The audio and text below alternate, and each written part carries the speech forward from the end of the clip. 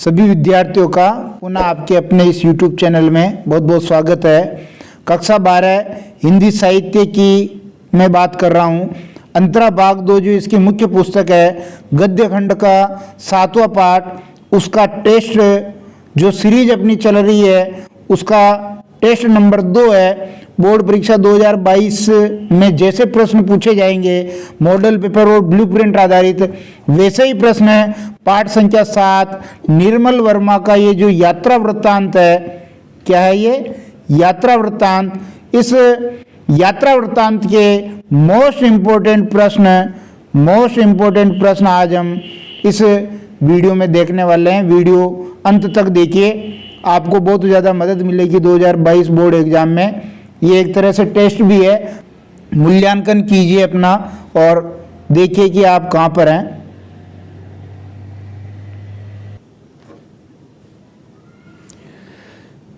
पहला प्रश्न, अति लघुतरात्मक प्रश्नों की हम बात करेंगे। पहला प्रश्न है, जहां कोई वापसी नहीं, यात्रा वृत्तांत के लेखक कौन है? निर्मल वर्मा। कौन है? निर्मल वर्मा। यहाँ ये भी प्रश्न पूछा जा सकता है कि जहां कोई वापसी नहीं, ये गद्य की किस विधा में लिखा गया पाठ है? ये यात्रा वृत्तांत है।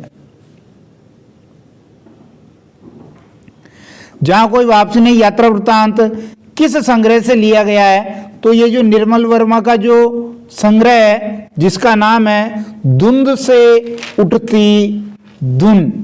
क्या है? धुंध से उठती धुन, इस संग्रह से ये लिया गया है।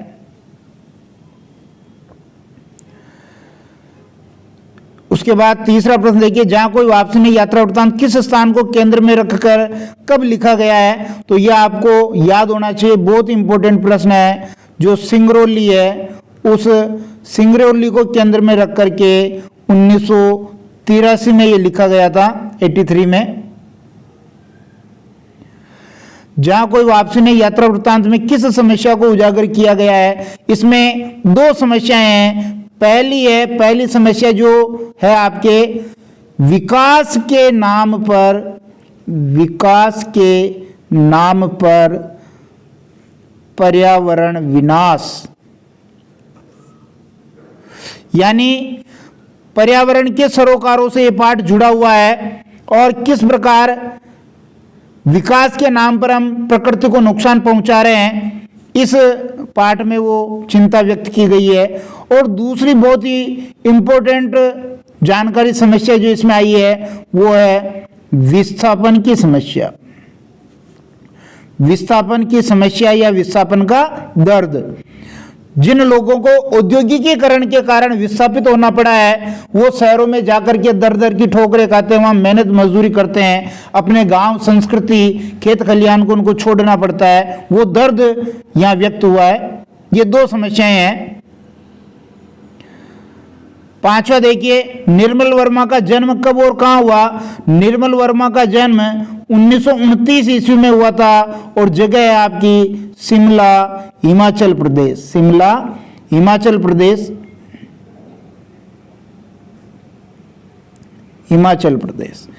फिर आगे देखेंगे, निर्मल वर्मा के दो कहानी संग्रहों के नाम लिखने हैं। तो निर्मल वर्मा के जो कहानी संग्रह हैं बहुत सारे हैं, उनमें से आप कोई भी लिख दें। परिंदे, इनका बहुत ही अच्छा कहानी संग्रह है, परिंदे। फिर आप देखिए कव्वे और काला पानी, ये भी बहुत इंपॉर्टेंट कहानी संग्रह है। ये दो तो आपको ध्यान होनी ही चाहिए। उसके बाद जलती जाड़ी, ये भी बहुत इंपॉर्टेंट कहानी संग्रह है। तीन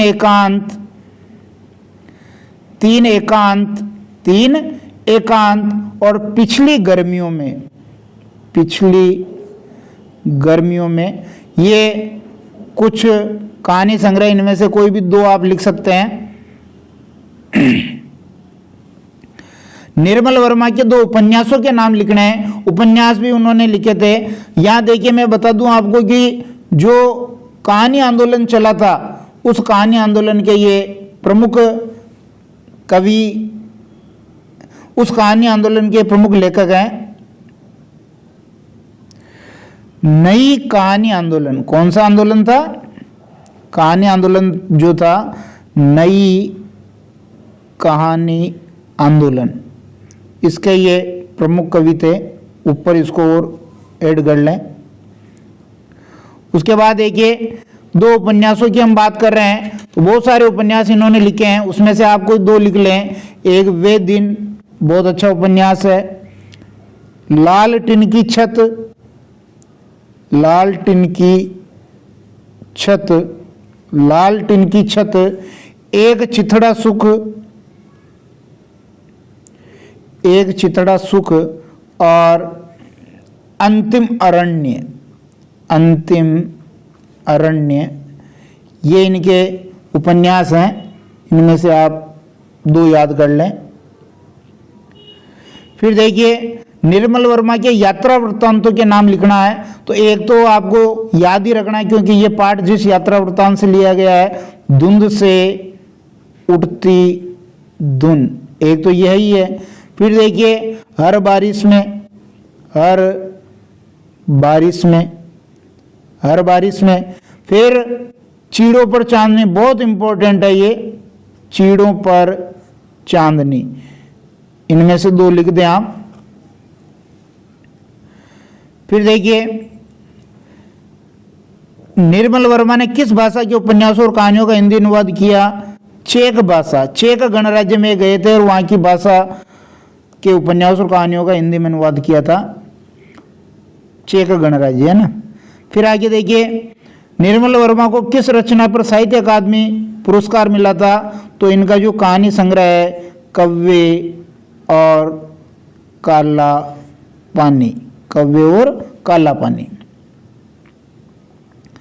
इसके बाद देखिए, सिंगरौली के एक क्षेत्र का नाम क्या है? सिंगरौली के एक क्षेत्र का नाम नवा गांव है।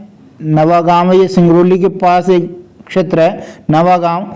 नवा गांव क्षेत्र में कितने गांव बसे हुए हैं? 18 छोटे छोटे गांव हैं और इसकी आबादी कितनी है? 50,000 से ज़्यादा है, 50,000 से ज़्यादा आबादी है।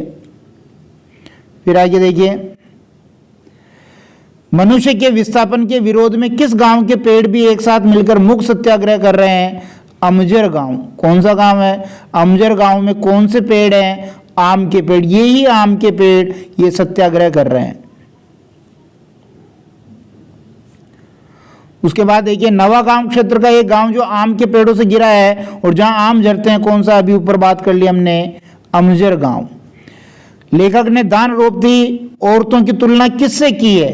तो जो लेखक एक बार कान्हा वन्य जीव अभ्यारण्य गया था, वन्य जीव अभ्यारण्य, और इस कान्हा वन्य जीव अभ्यारण्य में उसने क्या देखी थी? युवा हिरणियां, युवा हिरणियां, और उन्हीं युवा हिरणियों से दान रोपती औरतों की तुलना की है।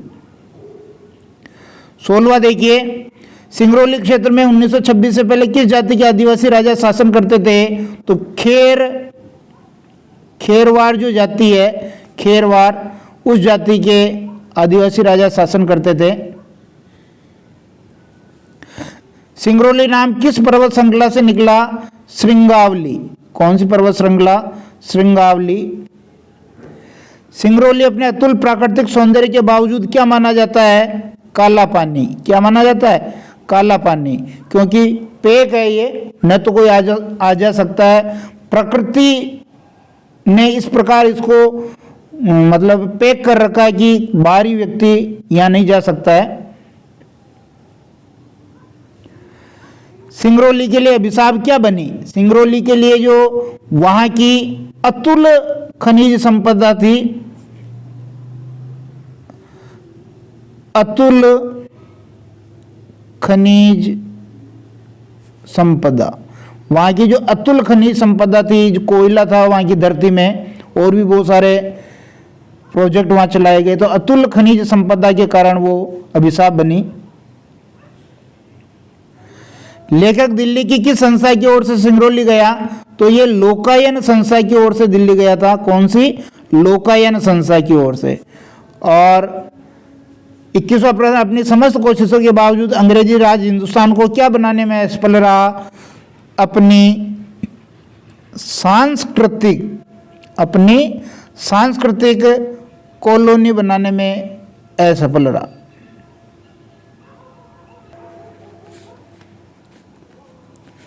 सिंगरौली को बैकुंठ और काला पानी क्यों कहा जाता है? तो बैकुंठ तो कहा गया अपने प्राकृतिक सौंदर्य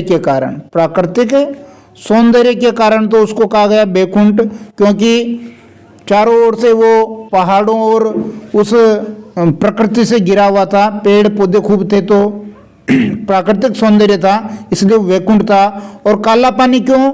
क्योंकि अपने अकेलेपन के कारण काला पानी था। यानी एक तरह से हम कह दें कि शहर से जुड़ाव नहीं था उसका, न तो कोई आता था वहां, न वहां से कोई बाहर जाता था। फिर देखिए कि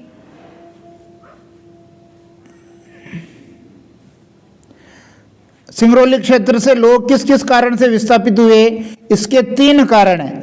पहला कारण देखिए रिहंद बांध। पहला कारण क्या है? रिहंद बांध के कारण विस्थापित हुए। दूसरा कारण है सेंट्रल कोल फील्ड, कोयला निकला था। और तीसरा वहां एक नेशनल सुपर थर्मल पावर लगाया गया था, national super thermal power corporation. तो यहाँ इसलिए इन तीनों के कारण वहां के लोगों को विस्थापित होना पड़ा। फिर देखिए आधुनिक भारत के नए शरणार्थी किन्हें कहा गया और क्यों? तो आधुनिक भारत के नए शरणार्थी कहा गया है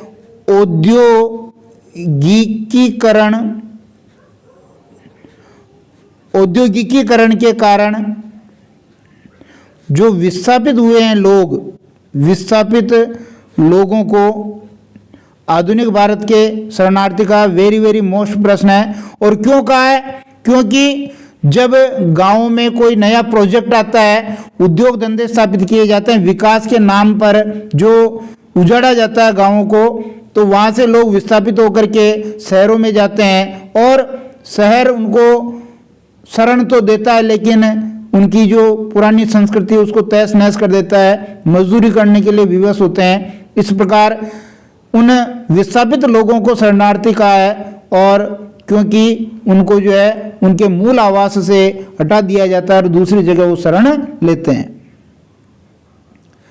उसके बाद देखिए प्रकृति के कारण विस्थापन और औद्योगिकी के कारण विस्थापन में क्या अंतर है? तो 2 चीजें आ रही है। एक तो प्रकृति के कारण विस्थापन है, ये कुछ समय के लिए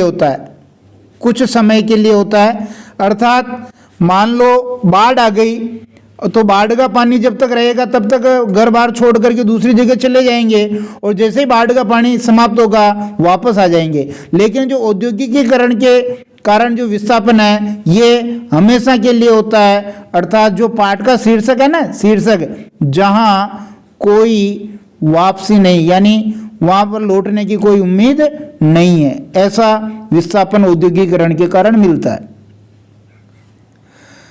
अगला प्रश्न देखिए स्वातंत्र्योत्तर भारत की सबसे बड़ी ट्रेजेडी क्या है? बहुत इंपॉर्टेंट है। ट्रेजेडी का मतलब हो गया दुख। ट्रेजेडी का मतलब क्या है? दुख। अरे भाई हमने क्या किया? पश्चिम की देखा देखी की और नकल बनाई, और पश्चिम की देखा देखी उनकी नकल बना करके हमने योजनाएं बनाई, और हमारी योजनाएं किससे प्रभावित थी? पश्चिम की संस्कृति से प्रभावित थी। पश्चिम का हमने अनुकरण किया, और अनुकरण करते समय हमने न तो प्रकृति का ध्यान रखा, न मनुष्य का ध्यान रखा, और न मनुष्य की संस्कृति का ध्यान रखा। यानी हम चाहते थे तो प्रकृति को बचा सकते थे, मनुष्य को बचा सकते थे, और उसकी संस्कृति को बचा सकते थे, लेकिन हमारे जो सत्ताधारी हैं वो स्वार्थी हैं और पढ़े लिखे मूर्ख हैं, जिन्होंने ये इस प्रकार की प्रकृति को नुकसान पहुंचाने की ये एक योजनाएं बना दी। यही हमारे लिए सबसे बड़ा दुख है, ट्रेजेडी है। वो चाहते तो अलग मार्ग निकाल सकते थे। फिर देखिए स्वातंत्र्योत्तर भारत की सबसे बड़ी ट्रेजेडी क्या है? ये हो गया औद्योगिकरण ने पर्यावरण का संकट क्यों और कैसे पैदा किया? औद्योगिकरण के कारण क्या हो रहा है? प्रकृति को नुकसान पहुंचाया जा रहा है, प्रकृति को नुकसान पहुंचाया जा रहा है। और जब प्रकृति को नुकसान पहुंचाया जाएगा तो निश्चित रूप से धरती का तापमान बढ़ेगा, और धरती का तापमान बढ़ेगा, ग्लेशियर पिघलेंगे, समुद्र के पानी में उसका स्तर ऊंचा होगा, शहर डूब जाएंगे। तो वास्तव में ये पर्यावरण का संकट पैदा हुआ है। निबंधात्मक प्रश्न में देखेंगे, सिंगरौली की उर्वरा भूमि तथा उस इलाके की संपदा उसके लिए अभिशाप बन गई। कैसे? क्योंकि उस इलाके में एक तो उर्वर भूमि थी, उर्वर भूमि जो उनको जीवन यापन करने के लिए फसलें वहाँ हो जाती थी, लेकिन उस भूमि के अंदर कोयला था या फिर खनिज था, और उस खनिज के कारण जो दिल्ली के सत्ताधारी हैं उनकी नज़र उस इलाके पे पड़ी, और उन्होंने वहाँ जो है रिहंद बांध और जो कोयला क्षेत्र है, ताप विद्युत परियोजनाएं ये लगा दी। तो ये एक तरह से उसके लिए अभिशाप बन गया। हालांकि वो विकास का जो एक नया कीर्तिमान बनाते हुए संसार में नक्शे पर स्थापित हुआ, लेकिन उसके पीछे सारा कुछ लुट चुका है। एक लाइन जो आई मैं आपको बता दूं, वो लाइन आई थी कि प्रगति के मानचित्र पर राष्ट्रीय गौरव के साथ अब ये सिंगरौली प्रतिष्ठित हो चुका है। उसके बाद देखिए, विस्थापितों को कैसी स्थिति का सामना करना पड़ता है। विस्थापितों को अपना घर, संस्कृति और अपने साथियों को छोड़ना पड़ता है, शहरों में उनको दर दर भटकना पड़ता है और मजदूरी करने के लिए तरसते हैं। 2 समय का भोजन भी उनको नहीं मिलता है, अपनी संस्कृति से वो हमेशा के लिए छूट जाते हैं, बहुत सारे दर्द हैं उनके। विकास का ये उजला पहलू अपने पीछे कितने व्यापक पैमाने पर विनाश लेकर के आया। तो विकास का उजला पक्ष किसे कहा गया, पहले तो ये समझ लें कि जो ये औद्योगिकीकरण के कारण जो विकास हुआ है, औद्योगिकीकरण के कारण, किसके कारण? औद्योगिकीकरण के कारण जो ये विकास हुआ है, इस विकास को उजला पक्ष जरूर कहा गया, लेकिन इसके पीछे विनाश का अंधेरा है, क्योंकि प्रकृति को इससे नुकसान हुआ है, प्रकृति को नुकसान हुआ है। और जैसा कि लेखक ने बताया कि हमने हमारे संस्कृति को खो दिया, हमने प्रकृति को खो दिया, हमने मनुष्यों को खो दिया।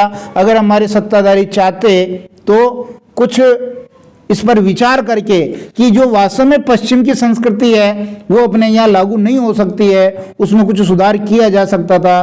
केवल यूं की यूं नकल करने की जरूरत नहीं थी, लेकिन ऐसा नहीं किया गया, और न करने के कारण प्रकृति को बहुत नुकसान पहुंचा है, जिसका खामियाजा हम सब भुगत रहे हैं और भुगतते रहेंगे। यदि वीडियो आपको पसंद आता तो लाइक शेयर जरूर करें। शीघ्र ही हम एक और पार्ट के इसी प्रकार का टेस्ट में मोस्ट इंपोर्टेंट प्रश्न लेकर के आएंगे। तब तक धन्यवाद।